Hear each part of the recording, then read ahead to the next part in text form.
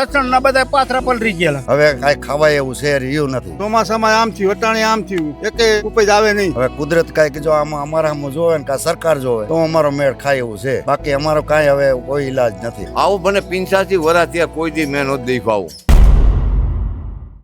અત્યારે વગર મોસમનો વરસાદ પડ્યો છે તો ઘણી બધી નુકસાની છે. અહીંયા વેજા ગામમાં આવ્યા છીએ ત્યારે સરપંચ છો તમે તો આ ગામના, શું કહેશો ખેડૂતોને કેટલી નુકસાની થઈ? જે પાક હાર્વેસ્ટિંગ નથી થયો તેમાં નુકસાની છે. જેવા અત્યારે શિયાળુ પાક ઘઉં છે અથવા ખરીફ પાકમાં એરંડા છે, એવા 50% જે અમારા પાક છે એનું હાર્વેસ્ટિંગ નથી થયું એમાં નુકસાની છે. એ 100% ફેલ છે. બાકી જેમને બરાબર છે. અને એ ટોટલી એ ટોટલી ફેલ છે, કેમ કે સાથે પવન હતો એટલે બહુ નુકસાની છે. અને અત્યારે એ કાપણીની અવસ્થાએ જ હતા કે એને હાર્વેસ્ટિંગ કરવું પડે અને એ ટાઈમે જ આવી ગયો વરસાદ. એટલે આ માર્ચ મહિનામાં તો આવું સ્વાભાવિક બધા વડીલો બી એમ વાત કરે છે કે આવું આપણે કમોસમી વરસાદ નથી જોયો. એમ સર્વે કરીને રાહત આપે એવી માંગણી છે આપણે. ખેડૂતને કેટલું નુકસાન થયું છે? આ બધું ઘઉં તો પથારી થઈ ગઈ. ઘઉં એનીમાં લહણ તો ઘઉં ને શીણાની પથારી અમુક 50% લેવાઈ ગયા છે, નકરા થઈ ગયા છે. અને અમારે રહી ગયા છે એ પાર્ટીવાળાને બધા પથારી થઈ ગઈ. હવે જો હા શું કરવું એમાં?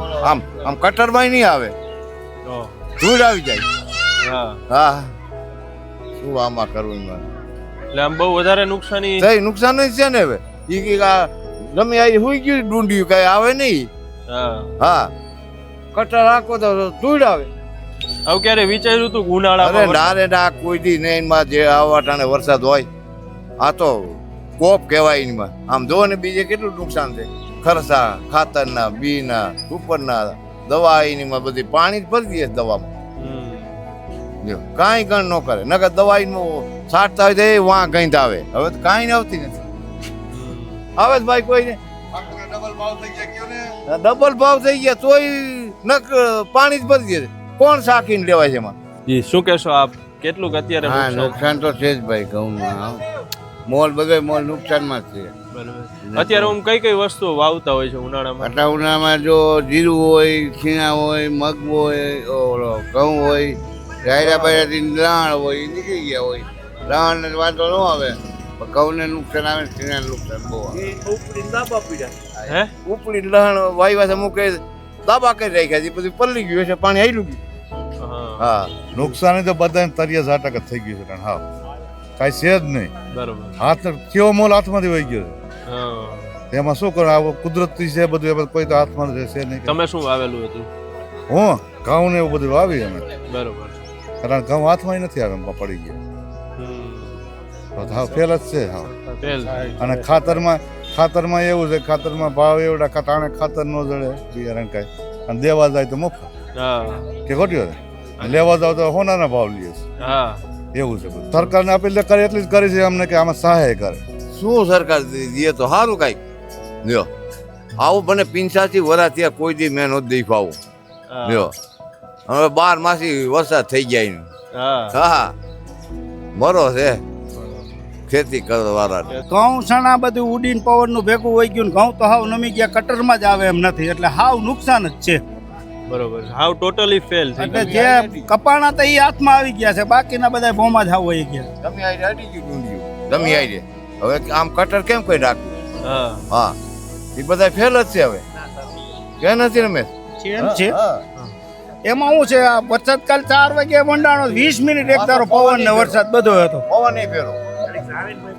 બરોબર છે. અને અહીંયા કયો પાક તમે? ચણા, ઘઉં, લસણ. એટલે લસણ ના બધા પાથરા પલરી ગયેલા, પાણી આવ્યું. અને ઘઉં બધા પવન ભેગા હુઈ ગયા, હાવ નમી જ ગયા. એટલે હલર જ નથી હાલે એમ? હલર એમાં કટર હાલે તો 10% 20% જ હાથમાં આવે. ઓકે. બાકી કોઈ ચીજ હાથમાં જ ન આવે. વાઢે તોય નો એમાં થાય. હવે દાણો જી શું કહો છો આપ? તો એ ભેગું કરે તો પાછું હળી જાય. વાઢીને ભેગું કરો ને તો એ હળી જાય, હુકાય તો હળી જાય. એ હાથમાં આવે નહીં ઘઉં કાંઈ. બાકી તો મકાઈ ને જાયરું ને એ બધું તો હુઈ ગયું છે, એમાં કાંઈ બાકી નથી. તો મકાઈ ની હળી જાય. હવે તો વાટો તો હળી જાય એમ છે મકાઈ.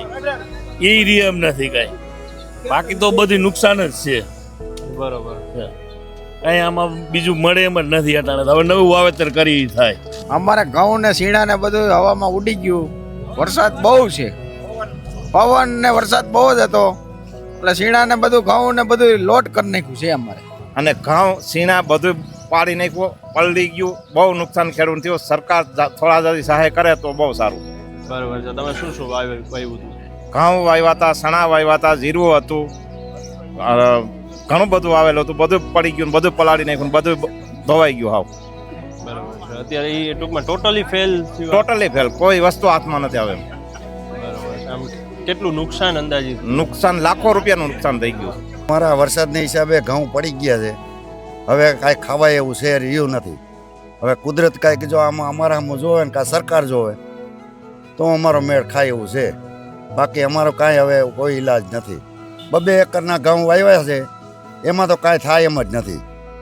સકલાને ખાય એમ નાખી દેવાના કામ. કાલે હરગા હોતે માથે તારનો ભડાકો થયો અને નીચે અગ્નિ પ્રગટ થઈ ગઈ તરત. એ તો ભાગશાળી એટલા પવન નહોતો તો રહી ગયા અને બાજુમાં કુંડી હતી તો ઠાયરા. હવે આમાં તો કાલે તડકો એવો હતો, ફૂંકાઈ ગયેલા ઘઉં એટલે શું થાય, અગ્નિ સ્થિતિ ઉત્પન્ન થાય. તો આમ નુકસાન કેટલું આવ્યું?